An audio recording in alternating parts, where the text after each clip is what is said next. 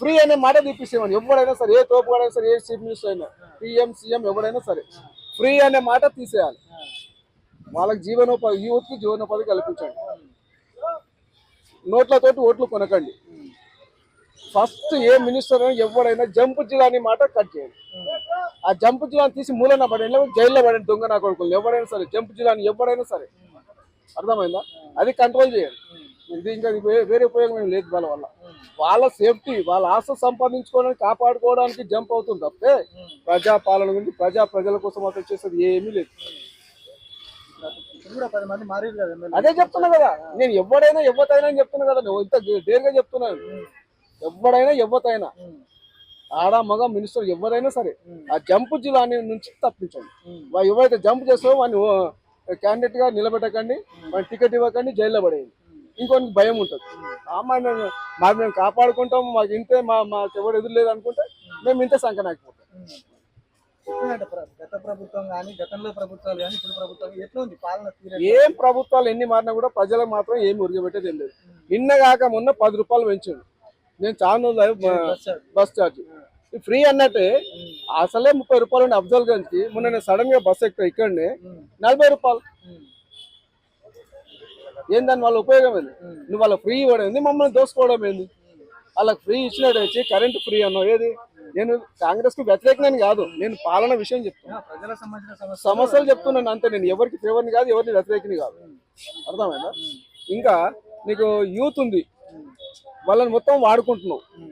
మతాల పైన, కులాల పైన వాడుకుంటున్నావు, వాళ్ళ ఓటు బ్యాంకులు వాడుకుంటున్నావు. ఎవరైనా సరే, ఎవరొచ్చో సరే, కానీ వాళ్ళకు ఉరగబెడుతుంది ఏంది? ఇప్పుడు కాళ్ళ పట్టుకుంటావు. అప్పుడు కాళ్ళు పట్టుకుంటే మాట కాళ్ళు ఇవ్వ మాకు తెలిసిన తర్వాత. అవునా కాదా? అది ఏ ఎమ్మెల్యే కావచ్చు, ఎంపీ కావచ్చు, సీఎం ఎవరైనా సరే, ఏ మినిస్టర్ అయినా సరే పడిగాపులు కాయాలి. ఇప్పుడు మా ఇళ్ళకి వచ్చి మా పిల్లలు ఎత్తుకొని పిల్లలు అడిగి నానా రకాలుగా చేస్తున్నారు. మరి అప్పుడు ఏమైతే? అప్పుడు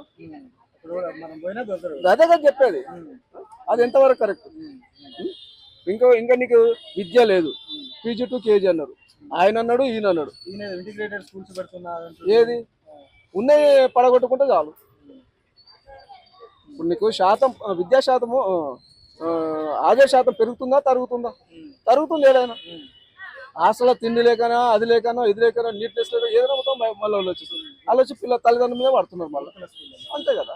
గురుకుల కానీ, గవర్నమెంట్ ఎయిడెడ్ కానీ, ఏమైనా కానీ, జిల్లా పరిషత్ తీసుకో, ఏదైనా గవర్నమెంట్ అండర్లో ఉన్న ప్రతి ఒక్క స్కూల్ పరిస్థితి అది.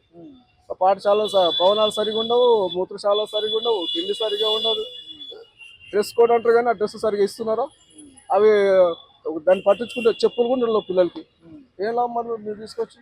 వాళ్ళు చిట్టుకాయ వెళ్ళుకుంటూ అసలు స్మార్ట్ ఫోన్ పెట్టుకొని మంచి చెప్పులు, షూ మెయింటైన్ చేస్తున్నాడు. పిల్లలకు అది కూడా తగ్గదు. వాళ్ళకంటే చెత్త ఏరుకునే వాళ్ళకంటే కూడా అధ్వానంగా తయారుతున్నారు పిల్లలు. ఎక్కడ మరి మీరు సమపాలన ఎక్కడుంది? సమపాలన ఎక్కడుంది? ఏ పార్టీ అయినా ఒక 2-3 సార్లు సీఎం అయినా అనుకో, ఇక లోకల్ దాదాగిరి ఎక్కువైపోతుంది. మా పార్టీ, మా మినిస్టర్, ఆయన మనిషి, ఈయన మనిషి, ఈయన అమ్మాయి నిలిసేవాడతాడు, పుట్టినోళ్ళ నిలిసేవాడతాడు. నేను వారి మనిషిని, మీ మినిస్టర్ మనిషిని, ఎమ్మెల్యే మనిషిని, ఎంపీ మనిషి ఇవి చెప్పుకుంటారు. అట్లా తయారు చేస్తున్నారు. ఏముంది అంతే. మరి ఆ పూటెళ్ళాలి అంతే. అమ్మాయి ఏమోని, పెళ్ళాం పిల్లలు ఏమన్నా కానీ.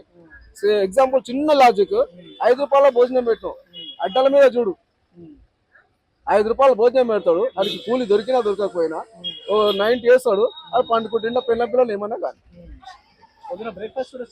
చెప్తున్నా కదా, అది నీ ఒక్కటి వరకే పరిమితం. అది నీ ఫ్యామిలీ గురించి ఆలోచన పోయింది. బస్ నేను ఏమన్నా కానీ, నా పిల్లం పిల్లలు జోడించు కిరాయి ఏమన్నా కానీ, నా పిల్లం ఇంకేమన్నా పోని, నా పిల్లలు రోడ్ల మీద అడక తినని నాకు నిండుతుంది. అంత పరిస్థితి.